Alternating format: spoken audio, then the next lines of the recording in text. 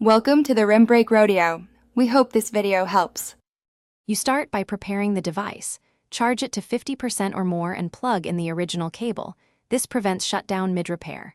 Once done, boot into safe mode to test if a third-party app causes crashes, or into recovery to check for system-level faults.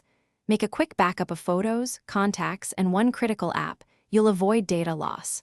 Do this now because diagnosing in an unprepared state wastes time. Keep tools and a clean, well-lit surface ready before moving forward. You'll methodically apply software fixes next.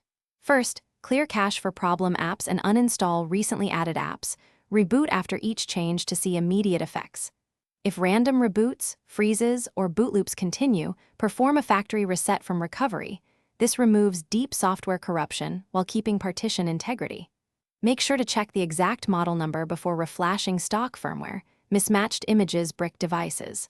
Once reflashing starts, let it finish without interruption. These steps resolve most non-hardware failures and explain why each action matters. Finish with hardware inspection. Look for battery swelling, loose screen connectors, and water damage indicators under SIM tray. These explain persistent problems when software fixes fail. If you find a swollen battery or cracked screen, replace with OEM parts and test the phone thoroughly before sealing the case.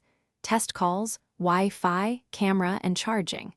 If you cannot identify the fault, document symptoms and steps taken. Then consult authorized service. This saves time and money.